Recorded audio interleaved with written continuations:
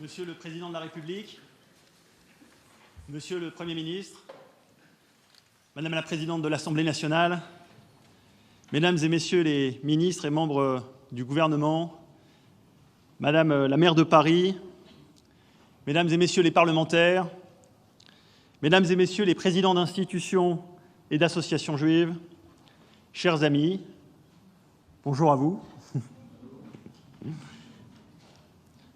Pourquoi, alors que les SS et leurs complices de Vichy régnaient encore en maître sur la France et rôdaient autour des Juifs, des hommes et des femmes, bundistes, sionistes, communistes, partisans du franco-judaïsme consistorial, tous traqués et pourchassés, ont-ils pris le risque de parcourir la France pour se retrouver à Lyon? Pourquoi ces hommes et ces femmes, faisant fi de leurs divergences, ont-ils décidé, au péril de leur vie, de créer ensemble une organisation clandestine pour les représenter? Avant de répondre à cette question, arrêtons-nous un instant et prenons la mesure du symbole pour une organisation créée au cœur des persécutions antisémites que signifie la célébration de ses 80 ans au Palais de l'Élysée. Qui, parmi Léon Mess, Joseph Fischer et tant d'autres dirigeants du judaïsme français réunis en ces mois sombres de 1943-1944, auraient pu imaginer que leurs héritiers seraient reçus ici pour leur rendre hommage? Quel symbole aussi de célébrer cet anniversaire en ce moment éprouvant, alors que les actes antisémites se sont multipliés depuis l'abîme du 7 octobre et que notre modèle républicain est attaqué comme jamais auparavant depuis 80 ans. Aujourd'hui, nous mesurons la profondeur de l'histoire qui nous précède. Merci, Monsieur le Président de la République, de nous accueillir chaleureusement pour cet anniversaire. Je veux d'abord céder la parole à l'un des fondateurs du CRIF, Adam Rayski. L'ennemi exécré veut unir tous les Juifs dans une fosse commune. Mais les Juifs, eux, préfèrent s'unir pour se défendre et pour vivre. Il ajoutait « Le combat héroïque et désespéré des derniers survivants de Varsovie avait montré combien paraissaient périmées les divergences politiques face à un ennemi qui frappait sans discernement tous les Juifs. » Les insurgés du ghetto de Varsovie comme modèle, mais aussi l'armée des ombres de la résistance en France. Adam Rayski, toujours, saluait, je le cite, « l'exemple de ce peuple français qui, après une défaite cruelle, se redresse et recouvre sa force grâce à l'union de tous ses fils dans un combat sublime et héroïque. » Chers amis, j'aime penser que le CRIF s'est construit en résonance au Conseil national de la Résistance. Au cœur de la nuit, il partage avec lui à la fois l'esprit de résistance, l'ambition de dessiner un avenir meilleur pour tous et l'affirmation résolue du pluralisme comme moyen d'y parvenir. Célébrer les 80 ans de notre institution, c'est d'abord rappeler les combats qui ont jalonné son histoire. Des combats pour la liberté des Juifs de France, comme partout ailleurs, qui portent en eux toujours l'aspiration à la liberté de tous. Ainsi, pour les fondateurs du CRIF, les combats contre l'antisémitisme, contre le racisme, pour l'existence de l'État d'Israël, pour le souvenir des disparus de la Shoah, ne faisaient qu'un avec le combat universel pour la liberté et pour la justice. Monsieur le Président de la République, il y a 80 ans, les Juifs rêvaient de combattre un jour l'antisémitisme en France, non plus contre l'État, mais avec l'État. Eux, qui, le 3 octobre 1940, avaient vu s'effacer la promesse de l'émancipation du 27 septembre 1791, rêvaient que la force de l'État de droit devienne leur arme dans la lutte contre la haine des Juifs. Avec des lois à la fois contre l'antisémitisme, contre le négationnisme, mais aussi contre les appels haineux au boycott, l'arsenal législatif français est aujourd'hui l'un des plus aboutis. Mais chacun le sait, ni la loi, ni la mobilisation importante des forces de l'ordre n'ont pu empêcher les actes antisémites de se multiplier à nouveau sous nos yeux. Cet antisémitisme libéré par le pogrom du 7 octobre, c'est en France le visage tuméfié de Marco, ce sexagénaire d'un quartier populaire parisien, coupable de porter une kippa. C'est cette atmosphère parfois irrespirable pour les étudiants juifs jusqu'aux amphis de Sciences Po. C'est pourquoi nous demandons la mise en place d'une commission d'enquête parlementaire sur l'antisémitisme dans les universités. Il y a 80 ans, les Juifs imaginaient la France libre, libre de ses occupants nazis, libre de sa propre part d'ombre. La France a connu depuis la Libération sa plus longue période de paix civile, mais aujourd'hui, pourtant, l'extrême droite frappe à la porte du pouvoir, l'extrême gauche joue les provocations en attisant l'antisémitisme et le communautarisme, et l'islamisme nous déclare ouvertement la guerre. Avons-nous oublié que la paix n'est jamais acquise et que la liberté reste toujours un combat? Il y a 80 ans, les Juifs aspiraient à voir la création d'un État juif souverain, capable de protéger ses citoyens, et symboliquement aussi les Juifs du monde entier du retour des persécutions diasporiques. L'histoire a vu la naissance de l'État d'Israël, mais n'a pourtant pas empêché la tragédie du 7 octobre et son funeste cortège de massacres antisémites, de civils suppliciés, de femmes violées. Ainsi vont depuis 80 ans les engagements des citoyens juifs de France, faits de précieuses, laborieuses et parfois lumineuses victoires, mais que l'histoire nous apprend à ne jamais considérer comme définitives. Hier comme aujourd'hui, ces combats sont portés par des Juifs passionnément français, des Français résolument juifs, qui illustrent la définition qu'Emmanuel Lévinas donnait de la France. Une nation à laquelle on peut s'attacher par l'esprit et par le cœur aussi fortement que par des racines. Parmi eux, mes prédécesseurs, présents ce soir, que je veux saluer. Henri Aschenberg, artisan inlassable du dialogue, qui accueillit le discours de Jacques Chirac en 1995 et reçut des mains de l'Église la déclaration de repentance des évêques de France. Roger Kuckerman, qui, au nom de tous les siens, n'a jamais reculé, émit le premier des mots sur le péril d'une convergence antisémite entre l'extrême gauche, l'extrême droite et l'islamisme.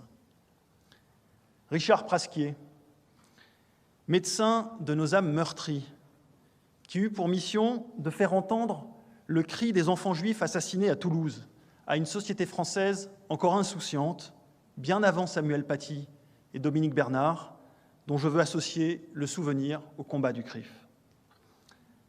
Francis Khalifa, militant rigoureux et intègre de la cause des Juifs, qui, dans le combat contre l'antisémitisme, dévoila les ambiguïtés coupables de Jean-Luc Mélenchon et les récupérations douteuses de Marine Le Pen. Chers amis, depuis 80 ans, la voix du CRIF est celle de près de 80 organisations qui le composent et qui font ensemble cette voix juive, laïque et citoyenne. La voix de centaines de milliers de Juifs de France, au destin jamais semblable, mais unis autour des valeurs de justice et de liberté, léguées à la fois par notre tradition et notre histoire. Une voix libre, que certains voudraient faire taire alors qu'elle défend toujours l'esprit de la République. Que certains voudraient faire taire parce qu'elle défend toujours la République. Alors, nous ne nous tairons pas. L'histoire nous enseigne que les régimes autoritaires ou totalitaires commencent toujours par museler la voix des Juifs. Alors c'est l'honneur de la République française de permettre l'expression publique du CRIF depuis sa création et avec lui des inquiétudes, des aspirations ou des indignations des Français juifs. Monsieur le Président de la République, face aux menaces du terrorisme, de l'islamisme et de l'antisémitisme, la France, j'en suis convaincu, peut jouer, doit jouer un rôle plus grand encore, plus clair encore. En France, le combat contre l'islamisme, contre ses complices et leur aveuglement, doit se poursuivre sans jamais douter de notre modèle universaliste, laïque et républicain, avec la plus grande fermeté qu'autorise notre État de droit. Mais comment tolérer, par exemple, qu'une chaîne comme Al Jazeera, qui professent une vision radicalement opposée aux valeurs de la France, soient aussi largement diffusées. Que les frères musulmans trouvent en France tant d'alliés par clientélisme, par faiblesse ou par ignorance. Que l'on laisse prospérer des idéologies sexistes, homophobes ou antisémites. Sur le plan international, chacun le sait, les valeurs démocratiques sont partout attaquées, de l'Ukraine aux femmes afghanes, des Ouïghours aux attaques du 7 octobre. Les démocraties sont fragiles, peu nombreuses, et font face aux mêmes menaces islamistes ou totalitaires. Elles se doivent soutien et confiance réciproque. Vous l'avez exprimé courageusement concernant l'Ukraine, je veux ici le saluer. Nous devons, avec des modalités différentes, je le crois, la même solidarité et la même confiance à la démocratie israélienne.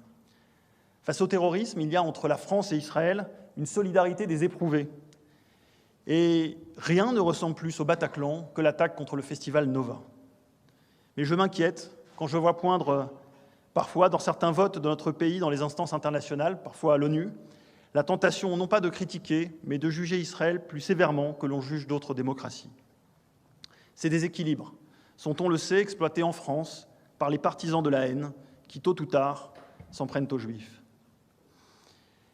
Mes chers amis, l'histoire de l'antisémitisme est une longue histoire d'accusations contre les Juifs, que ce soit le faux procès du Talmud, place de Grève à Paris en 1240, ou encore celui des blouses blanches en Union soviétique en 1953, sans oublier bien entendu l'affaire Dreyfus, pour ne citer que cela. La période que nous traversons nous ramène à cette tragique litanie. Dans une pernicieuse inversion accusatoire, l'État juif est accusé de génocide. Et les Juifs, partout, depuis le 7 octobre, au lieu de rencontrer un élan de solidarité auquel on aurait pu s'attendre, font face à une déferlante inédite d'actes antisémites, mais aussi à une violente essentialisation, une assignation à répondre de la situation au Proche-Orient. Un procès symbolique les accuse toujours du crime ultime d'inhumanité, celui d'être prétendument insensibles, parce que juifs, au sort des populations civiles palestiniennes. Cette accusation relève fondamentalement d'une rhétorique antisémite. Alors je veux, une fois pour toutes, le dire ici. Parce que nous sommes juifs et parce que nous sommes français, nous pleurons la détresse de toutes les populations civiles, notamment israéliennes et palestiniennes, y compris donc celles de Gaza, jetées dans la guerre par le Hamas et sacrifiées par ce régime terroriste.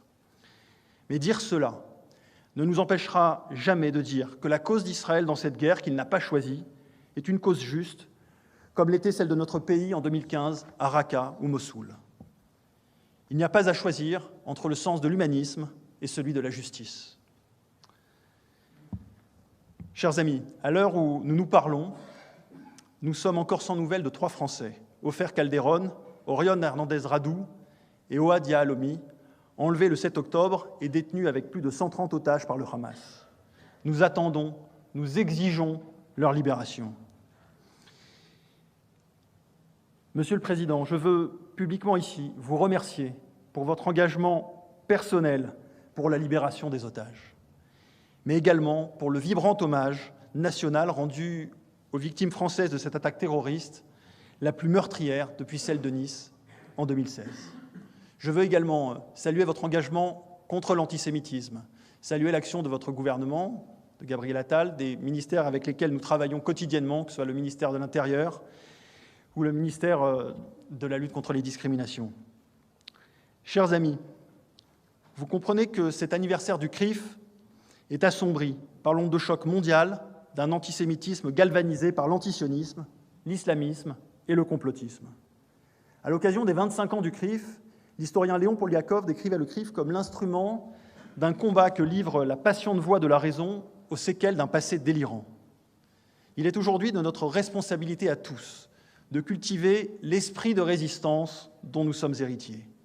Non pas l'insoumission dont certains agitateurs se revendiquent, mais bien la résistance des valeurs de justice et d'émancipation qui fondent notre pacte républicain.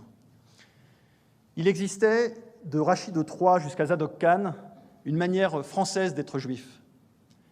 Mais depuis 80 ans, avec des figures comme Robert Badinter, Simone Veil, Adi Steg, Théo Klein et tant d'autres, il existe aussi une manière juive d'être français.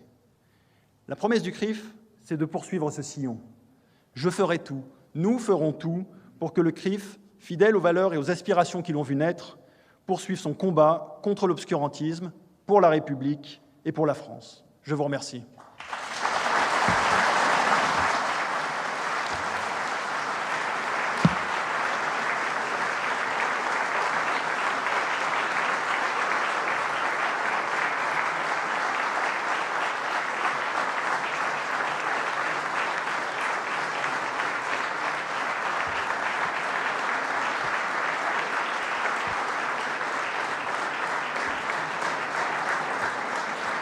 Alors, pour illustrer peut-être l'ancrage historique du judaïsme dans la société française, mais aussi la manière dont le combat contre l'antisémitisme a été un marqueur républicain fondamental, nous avions un petit cadeau à vous faire, cette affiche de 1898, Dreyfus est innocent, publiée donc par les Dreyfusards, sur laquelle on retrouve beaucoup de grandes figures, Émile Zola, Georges Clemenceau, Jean Jaurès, Bernard Lazare, Picard, beaucoup de noms que l'histoire a retenus. Et il me paraissait important que dans cette maison, il y ait quelque part cette affiche qui illustre le combat de la République et son